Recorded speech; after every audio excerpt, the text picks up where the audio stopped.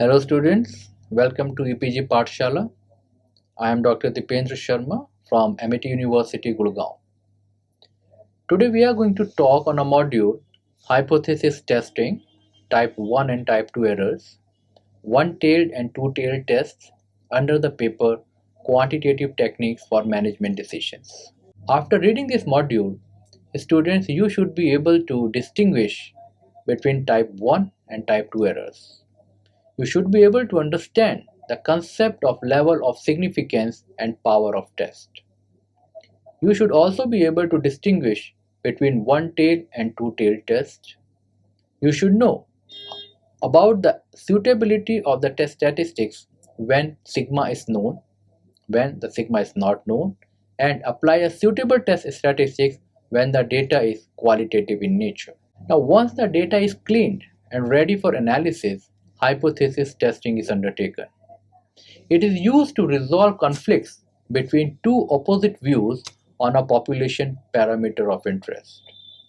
Hypothesis is an unconfirmed statement which needs to be tested empirically in order to explain any phenomena. It is based on assumption or on preconceived notion drawn from the existing theories or practices prevalent in the market. Type 1 and Type 2 errors. Since the decision of a hypothesis is based on the limited sample information, we are bound to make errors. Ideally, we would like to be able to reject the null hypothesis when the null hypothesis is false and do not reject the null hypothesis when the null hypothesis is true. However, we may end up rejecting or not rejecting the null hypothesis erroneously or falsely.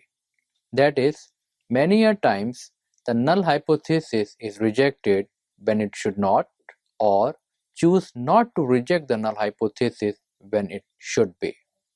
Principally, while deducing inferences about the population, there is always a threat associated that a wrong conclusion is being made as the decisions are based on a limited sample information.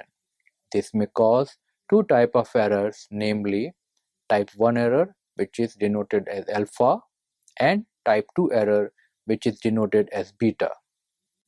The following table summarizes the various decision circumstances surrounding the type 1 and type 2 error. Students, if you see in this 2 by 2 matrix, now there are 4 types of results that are possible.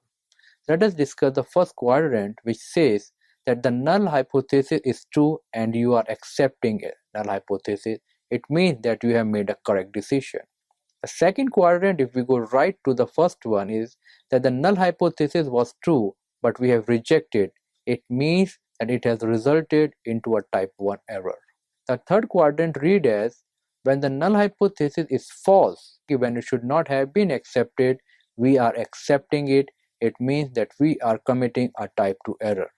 But when the null hypothesis was false and you are rejecting it, it means that you are taking a correct decision. Thus, we see that type 1 error occurs when the hypothesis is true but our test rejects it. That the probability of having a type 1 error is called the level of significance. Type 2 error include when the null hypothesis is false but the test does not reject it. Then the complement of the probability of occurring of a type 2 error, that is 1 minus beta, is called the power of statistical test. Thus, the power of a test is the probability of rejecting the null hypothesis when it is false and should be rejected, and it is represented as 1 minus beta. It is important to note that although beta is unknown, it is related to alpha, and an extremely low value of alpha will result in intolerable high beta values. What does mean that if we are trying to reduce only one type of error, it may lead to the increase in another type of error. So, it is advisable to balance the two types of errors. As a normal trend, alpha is often set as 0.05 level and sometimes it is set at a level of 0.01. Other values of alpha are rare. The level of alpha along with the sample size will determine the level of beta for a particular research design. However, the risk of both beta and alpha can be restricted by taking a larger sample. For a given level of alpha, by increasing the sample size, we will be able to decrease beta. Therefore, increasing the power of test, that is again 1 minus beta. In other words, as the sample size increases, both alpha and beta tend to decrease. However, for a given sample size, any attempt to reduce the likelihood of one error will increase the likelihood of other error. For a given n, alpha can be reduced only at the expense of higher beta. Similarly, the only way to reduce beta is to accept a high value of alpha. The optimal choice of alpha and beta depends on the cost of these two types of error, and determining these two costs is not always that easy. Typically, the decision regarding the optimal use of type 1 and type 2 error is made by the organization's management, where the job of the statistician is to conduct the hypothesis test for a chosen value of alpha. Let us see whatever we have discussed in theory with the help of some examples. Students, if the hypothesis read as null hypothesis, a person is free of malaria, so the alternative hypothesis is a person has malaria. In this case, type 1 error will occur when the medical test indicates that the person has malaria, that is, null hypothesis is rejected, but in reality, the patient is free from malaria, that is, H0 is true. In the similar case, type 2 error will occur when the test indicates that the person is free from malaria, that is, the null hypothesis is not rejected, where in reality he is suffering from malaria. Let us see what a one-tailed and two-tailed tests are. A hypothesis test will either be one-tailed or two-tailed. One-tailed test involves the hypothesis that can only be rejected on one side of the hypothesized value, that is, H0 where mu is either less than or equal to 0 versus an alternative hypothesis where mu is greater than mu naught. In this type of situation, null hypothesis may be rejected only when there is substantial evidence that the population mean is greater than mu naught. It is also known as right-tailed test since the rejection of the null hypothesis occurs on the right side of the hypothesized mean. Similarly, if the hypothesis read as that is null hypothesis where mu is greater than mu naught versus the alternative hypothesis mu is less than mu naught, it can only be rejected on the left side of the hypothesized value. Such tests are also known as a left-tailed test. In a two-tailed test, students, the null hypothesis can be rejected on either side of the hypothesized value of the population parameter, and it is written as the null hypothesis where mu is equal to mu naught versus alternative hypothesis where mu naught is not equal to mu naught, where mu naught represents the hypothesized value of the population mean. If the null hypothesis is rejected, it means that the true parameter does not meet the hypothesized parameter. So let us now see the hypothesis tests which are concerning to one population only.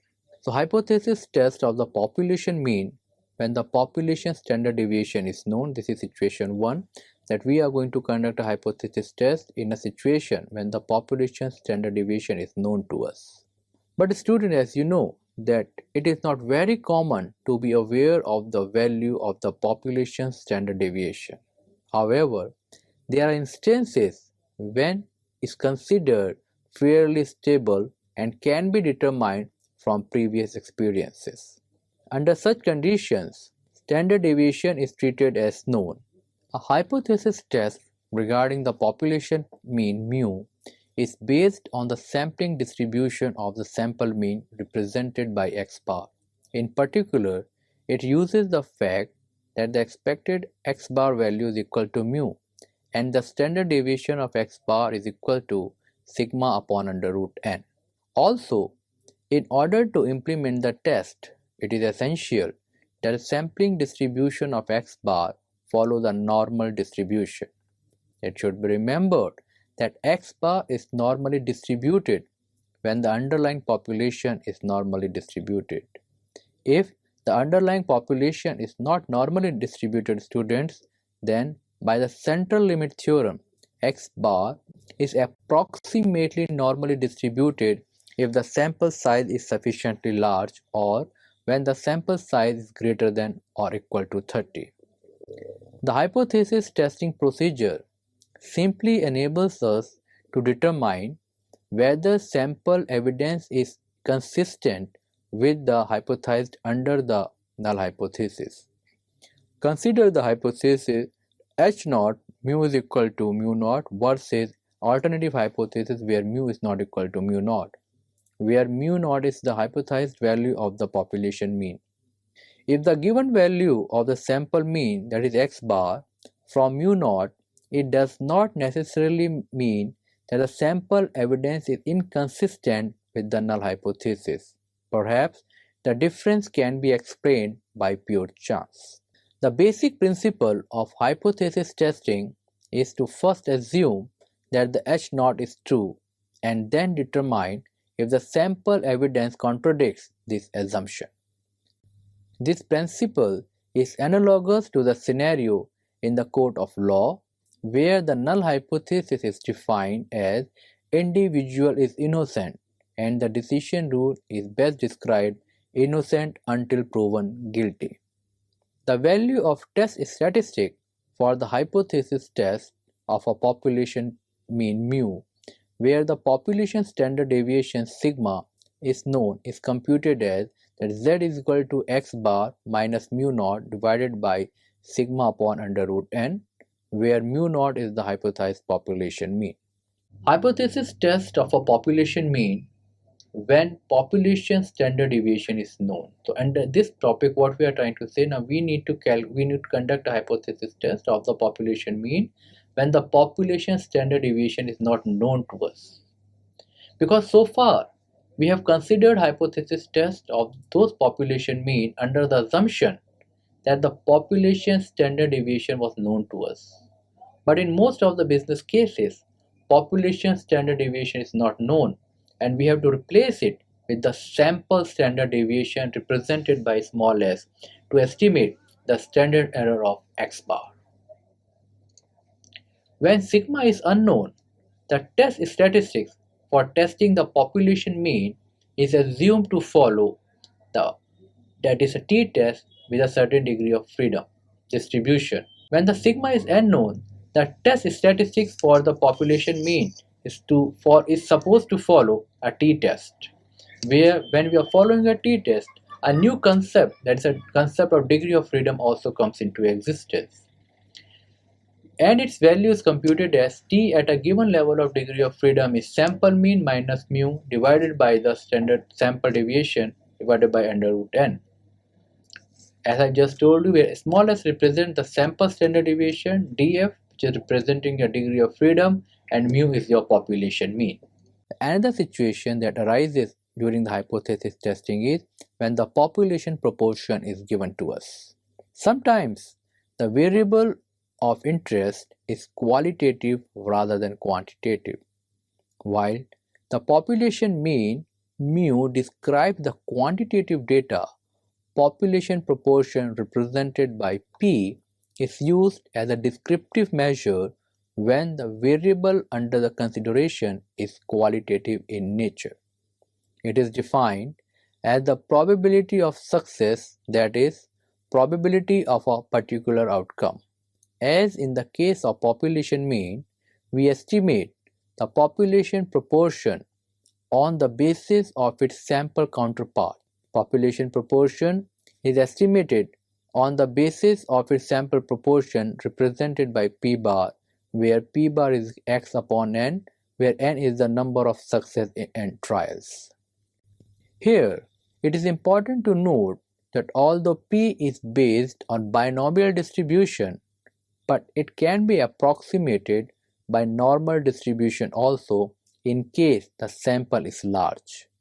The condition should be honored for it is that the multiplication of n into p should be greater than 5 and n into 1 minus p should also be greater than 5 or equal to 5.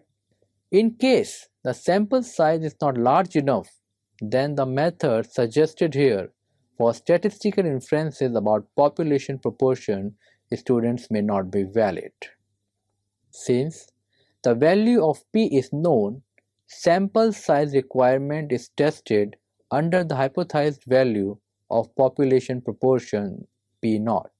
In case the sample size is large and the normal distribution approximation is justified, however, when the sample size is not deemed large enough, the statistical method suggested here for the inferences regarding the population proportion are no longer valid.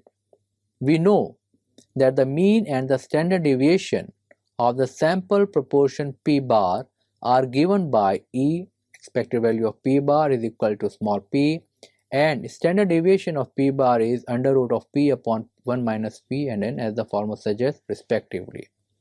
If p is equal to p0, then the normal approximation of the distribution of p bar is justified.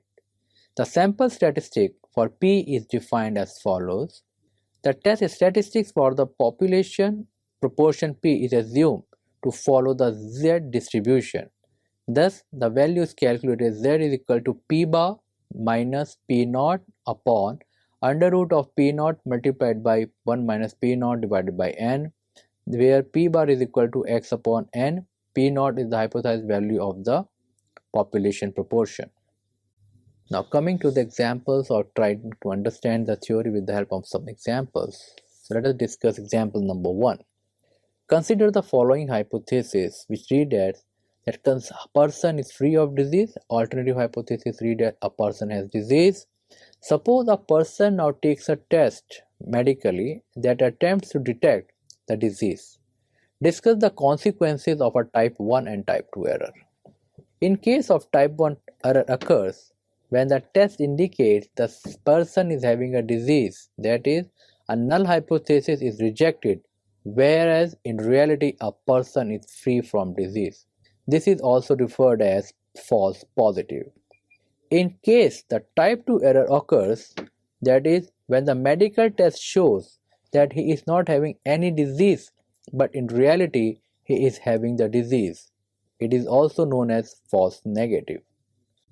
Let us take another example in where the null hypothesis reads an accused person is innocent. Consequently, the alternative hypothesis will be an accused person is guilty. So in case type 1 error is a verdict that finds that the accused is guilty, rejecting the null hypothesis when he is actually innocent.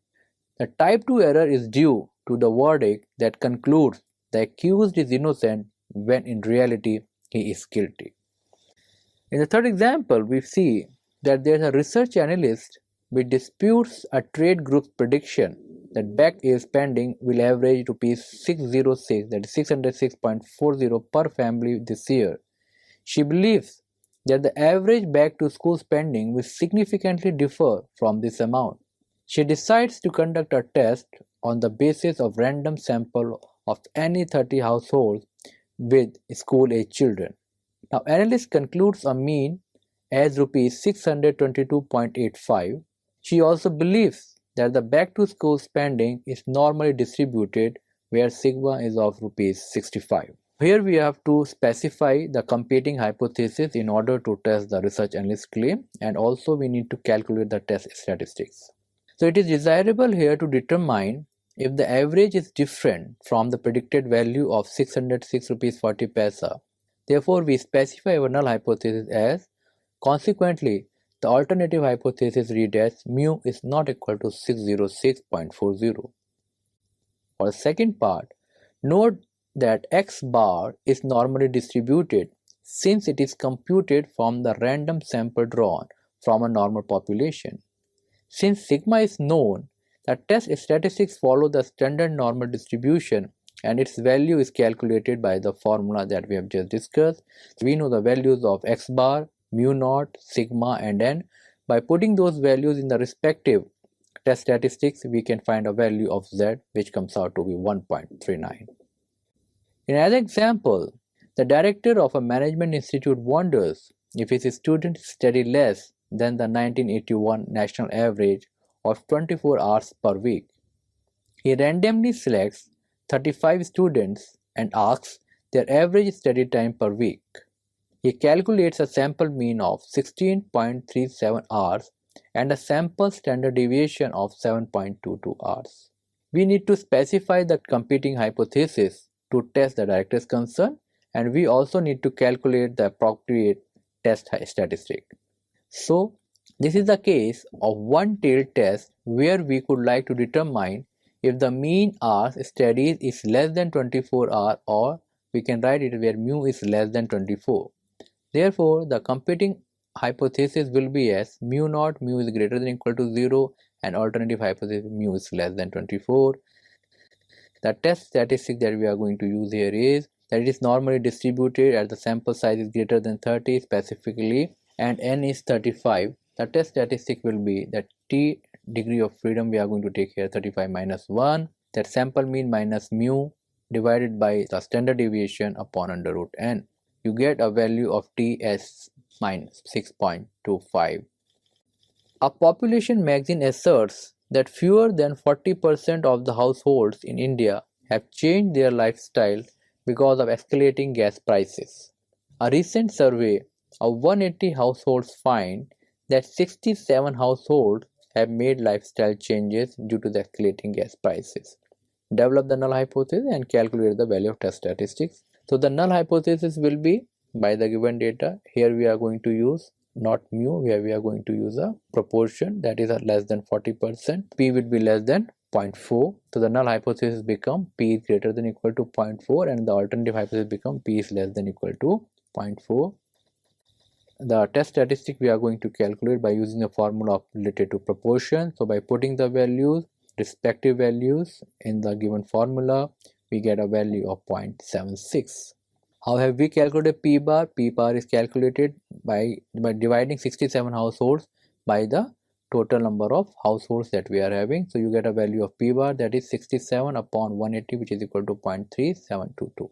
You should also see that we have also calculated the value or the assumption that the value of np0 and the value of n into 1 minus p0 should be greater than or equal to 5.